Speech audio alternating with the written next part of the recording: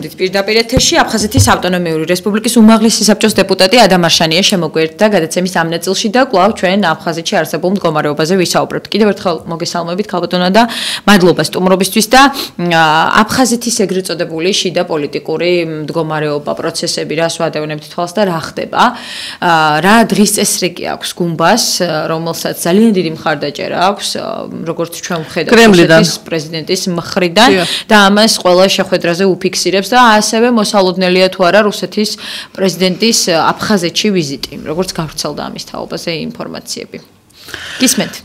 სამშვიდობის ლიზა, მივესალმებით ჩვენ პატრიცემულ ტელემაყურებლებს და რადიომსმენელებს. რა გითხრათ, ვერაფერს კარგს ვერ გეტყვით. ჩვენ თვალწინ მიმდინარეობს ღია დაუფარავი ანექსია, დაპყრობა, გაკონტროლება, მითვისება აფხაზეთის. ეს ხდება და ეს. და ჩვენი ხელისუფლება ეხლანდელი თუ მანამდელი ვერაფერს ვერ აკეთებს იმისათვის, ან ვერ აკეთებს, ან არ აკეთებს, ასეც არის და ისიც არის იმისთვის, რომ რაღაცა პოზიტივი ამ საკითხში, ამ თემაში შემოიტანოს, პოზიტივს თავი რომ დავანებოთ, შეაჩეროს რაღაცა პროცესები, რომელიც იქ ძალიან ცუდად და არასახარბიელოდ მიმდინარეობს. რა გითხრათ, რა შიდა პროცესები ჩვენ უნდა გვაინტერესებდეს ნეტავი გუმბას პირობებში, რაც ხდება აფხაზეთში? ხდება ღია დაუფარავი, კიდევ ერთხელ ვიმეორებ, ათვისება აფხაზეთის კრემლის მიერ. მორჩა. ეს ასეთი პრეზიდენტი მათ სჭირდებოდა, უნდათ და დააყენეს კიდევაც ამჟამად პირველად ისტორიაში პოსტკონფლიქტურ ისტორიას გულისხმობ მე, ცხელ ფაზას გულისხმობ ომის შემდგომს, პირველად ისტორიაში არჩევნების აფხაზეთში დე-ფაქტო ეს მოხდა სომეხი ეროვნების მოსახლეობის მეშვეობით და მათი დამსახურებით. რაც გამოიწვია გვახსოვს შენ, ხო, დაპირისპირება არჩევნების წინ ბატონო, ქალბატონო და როდესაც ვუყურებთ და ვადევნებთ თვალყურს იმას, რომ დღეს კიდევ უფრო ახლოსაა რუსეთი აი ამ რეგიონთან, როგორც ცდილობს სრულად მისი რუსიფიკაციის პროცესი დააჩქაროს, ხელში ჩაიგდოს ეს ჩვენთვის ძალიან მნიშვნელოვანი ადგილი, რომელიც არის საქართველო და რომელიც ჩვენ ძალიან გუდკივა, რომელიც გვინდა რომ დავიბრუნოთ და რაღაცნაირად აი ამ პროცესში ვართ გაჩერებულები, ვერაფერს ვერ ვაკეთებთ, ვერ ვცვლით მოცემულობას და რა შეგვიძლია გავაკეთოთ? სამშობლოა ეს ჩვენი, რას ქვია, რა შეგვიძლია გავაკეთოთ, იმიტომ რომ ამ პროცესებს მიღმავართ და ვხედავთ როგორ ცდილობს რუსეთი გავლენის გაძლიერებას. კი გენაცვა ლიზა თქვენ მე ყოველთვის ამ შეკითხვას მაძლევთ და მადლობელი ვარ მე რომ ამ შეკითხვას კონკრეტულს მაძლევთ თქვენ მისვავთ. მაგრამ ეხა შეიძლება ძალიან გლობალურად ჩვენ ვერაფერს ვერ შევცვლით. შეიძლება როდისმე შევცვალოთ, მაგრამ ასე სწრაფად ეს არ მოხდება, მაგრამ არის უამრავი ბერკეტი, არის უამრავი გზა, ბილიკი თუ გნებავთ, პატარა თუ დიდი, სადაც ჩვენ შეგვიძლია სერიოზულად, აქტიურად, გააზრებულად ვიმოქმედოთ და გავატაროთ ჩვენი პოლიტიკა. მე ამას დავარქმევდი საშინაო ჩვენი დავალებები. ხო, საშინაო დავალება ხო არის ისეთი აქტივობები, რომელიც არის მხოლოდ ჩვენზე დამოკიდებული და არ არის გარე ფაქტორზე დამოკიდებული, ხო?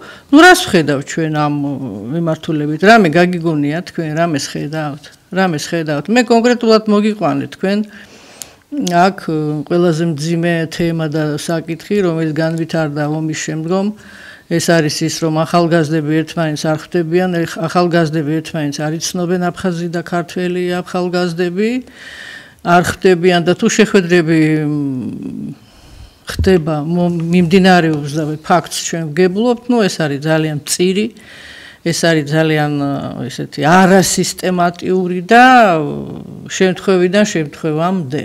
და რაც ის იმის ალბათობას, რომ კიდევ უფრო დიდი მტრული დამოკიდებულება გქონდეთ ჩვენ. ამ თქვენი სტუდიიდან დიახ, მე არაერთხელ თქვი იმის თაობას და თქვენ დამეთანხმე და რა ვიცი, ვინ არ დაგვეთანხმება ჩვენ იმაში, რომ ეს საკითხები უნდა იყოს სახელმწიფო პოლიტიკის ნაწილი, ეს უნდა იყოს გაწერილი ბიუჯეტში და ამას რო ქვია სამშვიდობო პროცესი ხო ქვია ამას კონფლიქტის დარეგულირება. აი ახალგაზრდების გაცნობა ერთმანეთთან შეხვედრა სისტემატიური ეს ხო არის განუყოფელი ნაწილი კონფლიქტის დარეგულირების და სამშვიდობო პროცესის და ყველაზე მძიმე შედეგი რაც ჩვენ გვაქვს ომის შემდგომ ეს არის ის რომ ახალგაზრდები ერთად არიზდებიან ერთმანეთს არიცნობენ და ძალიან ცუდი წარმოდგენა აქვთ ერთმანეთზე ხო და შეიძლება ლიზა უამრავი პროექტი ამ თემაზე მოფიქრებულიც არის კიდევ შეიძლება მოიფიქრო და ეს ყველაფერი უნდა განვახორციელოთ მე ავიღე მარტო ერთი სეგმენტი რაც შეეხება ახალგაზრდებს და ასეთი არის ბევრია და ეს უნდა იყოს მუდმივი პოლიტიკა საქართველოს ხელისუფლების და ჩვენი სახელმწიფოსი და არ უნდა იყოს დამოკიდებული იმაზე თუ ვინ მოვა მთავრობის თავმჯდომარედ რომელი მინისტრი მოვა, რომელი მინისტრი წავა, არის თემები მუდმივი, გასაგები, უკამათო, არასადაო, რომელიც ჩვენ უნდა განვახორციელოთ ნებისმიერი ხელისუფლების და პარტიის ხელში და პირობებში, ხო მეთანხმები? რა თქმა უნდა, ეს ყველა ხელისუფლებისთვის უნდა იყოს პრიორიტეტი ეს საკითხი და ძალიან რთულად მიდის ასეთი პროექტები, ასეთი საკითხები, ერთ-ერთით მე ვხენძვანელობ, ერთ-ერთის ავტორი, თანაავტორი ვარ მე და სამწუხაროდ ხედავ, რომ ერთ-ერთი ეს ჩვენი პროექტი შეჩერებულია უკვე ერთი კვირა და ვშიშობ, რომ იმის გამო, რომ იქ რაღაც გაუგებარი საკადრო სიტუაცია ჩვენთან აფხაზეთის მთავრობაში აი შეჩერებულია და გავრცელდა კი ბატონო ინფორმაცია ამის თაობაზე თავის თავმჯდომარეობასთან დაკავშირებით არ ვიცით რა ხდება მე სხვათაშორის მინდა მას დაურეკო ამ დღეებში და მოვიკითხო იმიტომ რომ აბსოლუტურად არ აქვს მნიშვნელობა ვინ იქნება თავმჯდომარე მთავრობისა ასეთი თემები ასეთი საკითხებზე სულ ჩვენ და სულ ვმუშაობდეთ ეს ისედაც ხო გაწერილია ბიუჯეტში და ბიუჯეტი ხო დამტკიცებულია უნდა შევასრულოთ აღვასრულოთ და არ უნდა გქონდეს მნიშვნელობა იმას ვინ იქნება თავმჯდომარე ეს არის მუდმივი თემები ეს არის ყველაზე მძიმე ყველაზე საფუძვლიანი ყველაზე ფუნდამენტალური ჩვენი თემები და საკითხები რითაც აფხაზეთის სტრუქტურები უნდა იყოს დაკავებული აი ესე ვიტყოდი და ასეთი თემა ლიზა ბევრია ასეთი ფორმა ბერკეტი საშუალება ბევრია შეიძლება ბევრზე საჯაროდ ჩვენ ვერ ვსაუბრობთ მაგრამ ბევრ რაღაცაზე შეიძლება საუბარი ხა რა ვთქვი მე ესეთი საიდუმლო აქვს აფხაზებმა არიციან რომ არ არის ურთიერთობა არის ის ნორმალურმა აფხაზმა და ნორმალურმა ქართველმა რომ ეს არის ძალიან დიდი ცუდი ამბავი და ტრაგედიაც კი ალბათ მე არ ვაჭარბებ ხო ეხა ახალგაზრდებმა უნდა იცხოვრონ მომავალ აფხაზეთში ხო მომავალ საქართველოს ნაწილში და ჩვენ წამსეს და გჯერა რომ ასე იქნება და აი როგორები იცხოვრებენ რა აზროვნებით იცხოვრებენ რა წარმოდგენები ექნებათ კი ბატონო, აი სახელმწიფო პოლიტიკაზე როდესაც საუბრობთ ქალბატონო და თქვენ მეტი იცით ვიდრე მე და მაინტერესებს თქვენგან მოვისმინო შეფასება არის თუ არა საშუალება საქართველოს პარლამენტში უფრო მეტად თქვათ დღის წესრიგში იყოს ეს საკითხი კომიტეტებში განიხილებოდეს ჩვენ ვხედავთ რომ რაღაცა სხვადასხვა გაურკვეველი კომიტეტები არსებობს რომელიც თითქოს რაღაცას აკეთებს მუშაობენ და ასე შემდეგ რატომ არ შეიძლება რომ აფხაზეთის საკითხი აფხაზეთის თემა აი ასე კომიტეტებში განიხილებოდეს, რომელსაც საჯაროდ ვადევნებთ თვალს და დისკუსიები ფართომშელობა არსებობდეს აი ამ თემებზე, რა სტრატეგია, მიდგომა შეიძლება ქონდეს სახელმწიფოს. ლიზა გენაცვალე, აი თქვენ რომ მე ამ შეკითხვას მაძლევთ, აი ეს არის უკვე ცუდი ამბავი. ესე იგი, თქვენ გახსოვთ დღე და ჩემი მისვლა მიკროფონთან, მე რომ აფხაზეთით არ დავიწყო და აფხაზეთით არ დავამთავრო, განარას ვაკეთებდი იმის არაჩვეულებრივს, ეს იყო ჩემი მოვალეობა, მე ასეც უნდა მოქცეულიყავი და ასე მოვიქცევი ყოველთვის. დავიწყებ და დავამთავრებ ჩემ გამოსვლას პარლამენტში აფხაზეთი და ოკუპირებული ტერიტორიები, ცხინვალით, იგივე თქვენს გარდა ბევრი ამახსენდება და პატრიოტ ალიანსის ნუ თუ პატრიოტ ალიანსის ფრაქცია აქტიურობდა ამ საკითხში. და ნუ თუ იმიტომ ვაკეთებ მე ამას და იმიტომ უნდა ვაკეთებდი ამას რომ აფხაზეთიდან ვარ მე წარმოშობი და იქ დაბადებული ვარ და გაზრდილი და ჩვენი დანარჩენი დეპუტატები საქართველოს პარლამენტის არ არიან აფხაზეთის დეპუტატები ამავდროულად სრულიად საქართველოს პარლამენტის წევრებია სრულიად საქართველოს დეპუტატები არიან და რამ გაყო საკითხები რამ გაყო თემები მე ვთქვა იმან არ თქვას როგორ გეკადრებათ და ამაშია ზუსტად ჩვენი ტრაგედია და უბედურება რომ ესე იგი უმაღლეს საკანონმდებლო და პოლიტიკურ ორგანოში პარლამენტი რო ქვია სადაც უნდა დუღდეს ეს საკითხი და გადადუღდეს, ესე იგი ჩვენ ვეძებთ წუთს და წამს და მომენტს, ვაიმე ვინმე ხომ არ რამე აფხაზეთზე და ოკუპირებულ ტერიტორიებზე რამე ხომ არ თქვა ვინმემ და ჩვენ გამოგვჩა. ნუ რა არის ეს? ეს არის ტრაგედია უკვე, ეს ფაქტი არის ტრაგედია. ბევრჯერ მივმართა მე პარლამენტს, ბევრჯერ გამოვთქვი ჩემი გაკვირვება, უკმაყოფილება და დავაფიქსირე აზრი, რომ გაუგებარია, მიუღებელია ქვეყნის ის პარლამენტი, რომელ ქვეყანაში ორი უზარმაზრი რეგიონი ოკუპირებულია და იმ ქვეყნის პარლამენტი ამ თემას არ უძღვნის ერთს ხტომას და ორს ხტომას კი არა, საერთოდ არ იხსნება. ჩვენი ხტომები უნდა იხსნებოდეს ამით და მთავრდებოდეს ამ საკითხით. მე რომ მკითხო.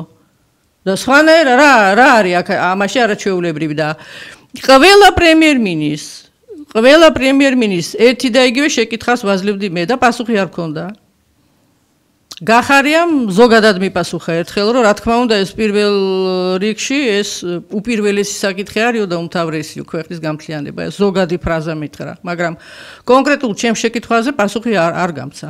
ყველა პრემიერ-მინისტრს ქვეყნისა მე ვეკითხებოდი, აპირებთ თუ არა თქვენ იმის მერე დამტკიცების დროს, რომ გახდებით პრემიერ-მინისტრი ქვეყნის, მთავრობის ხტომა დაიწყოთ ოკუპირებული ტერიტორიების მოკითხვით. რა ხდება დღეს მანდ, განვიხილოთ ეს და რას ვაკეთებთ ჩვენ დღეს, ერთი კვირის მერე, ერთი თვის მერე, რომ ოდნავ მაინც მიუახლოვდეთ ჩვენს ოკუპირებულ ტერიტორიას. რას ვეკითხებოდი მათ არასწორ უკანონოს და არა მთავარს და არა ფუნდამენტალურს. პრემიერ-მინისტრი ქვეყნის და კვირიკაშვილს რო ვამტკიცებდით და მე დავთვალე სპეციალურად. მიმოიხილა ყველა საკითხები და თემები, რაც საქართველოს აწუხებს, სპეციალურად ვითვლიდი ვიჯექი. მე-19 საკითხად გაახსენა და ისაუბრა ისიც ზოგადად ოკუპირებულ ტერიტორიაზე. აი მე მაგალითად უკვე მას არ დავამტკიც, არც მიმიცია მე ხმა, არ დავამტკიცებდი პრემიერ-მინისტრს. არ ესმის პრემიერ-მინისტრობის კანდიდატს, რომ თავისი გამოსვლა საქართველოს წინაშე უნდა დაიწყოს ოკუპირებული ტერიტორიები, ეს მაინც გავაკეთოთ. თუ ვერაფერს ვერ ვაკეთებთ უფრო საგნობრივს. ეს ხომ მოქმედებს ახალგაზრდობაზე, ეს ხომ მოქმედებს ჩვენს მოსახლეობაზე. პრემიერ-მინისტრი ქვეყნის იწყებს თავის გამოსვლას პარლამენტში ოკუპირებული ტერიტორიებით. ეს უნდა იყოს ასე. ბატონო. ამას ვერ მივახციე ლიზა და რა კონკრეტულ განხილვაზე კონკრეტული არსებობს მანდ ისეთი для галочки რუსები რო იტყვიან და ეწყინოს თუ გნებავთ ბატონ გია ვოლსკის რომელსაც ვიცნობ მე ლამის 35 წელია და კარგად ვიცნობ ჩვენ ერთმანეთს. ნუ რა კომისია არის, ნუ კომისია დახურულია, როგორც წესი კომისიის ხტომა, არაფერი იქ საინტერესო არ ხდება, მინდა იცოდეთ თქვენ ეს. და არაფერი საკითხი არის დამყაყებული, საკითხი არის დაკონსერვებული და არის რა, როგორც ბატონი ვოლსკი ამბობს, ჩიხში ვართ შესული.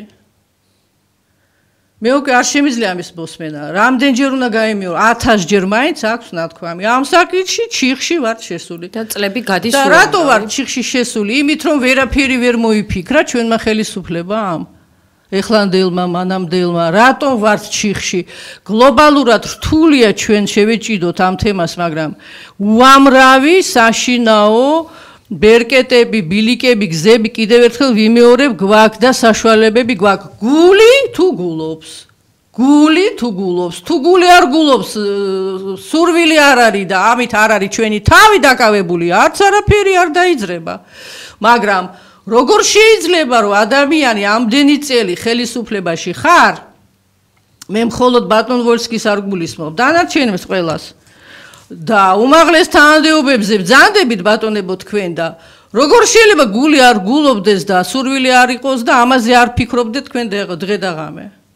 აი ეხლა რას მეტყვით თქვენზე ნაკლები ჩვენ საქართველოს არ მიყვარს, ნუ გიყვართ, ჩემზე უფრო ძლიერად გიყვართ, მე არ ვამბობ რომ მარტო მე მიყვარს, რა სისულელია, მაგრამ სად ჩანს ეს საქმენი თქვენი, სად არის საქმე, პატარა საქმეები მაინც, სულ პატარა საქმეები მაინც, მე მაინც ხომ ვიცი თქვენ რით ხარ დაკავებული, არაფრით. კაპიტანო და ეს რა ამ პირობებში რა უნდა გავაკეთოთ ლიზა? თან პასიურია კიდევ ჩვენი დევნილი მოსახლეობა. პასიურია. ეს უნდა მეკითხე სწორედ. რატომღაც დევნილ ჩვენს გამოდევნილ მოსახლეობას მიაჩნია რომ ვიღაცამ უნდა დააბრუნოს ისინი აფხაზეთში, რომ ვიღაცამ უნდა იბრძოლოს მათმაგივრად აფხაზეთში დაბრუნებისთვის. აბა მათ რა შეუძლია? არც არაფერი. ყველას თურმე პრობლემა აქვს. ყველა ოჯახი თურმე დახუნძლულია პრობლემებით. მე და თქვენ პრობლემები არა გვაქვს.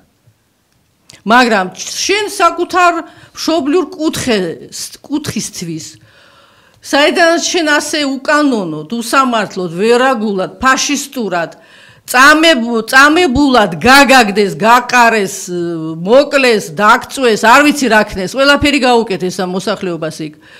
კაცო, არ უნდა მოიცალო ერთი წუთი მაინც დღეში, სხვადასხვა ფორმით.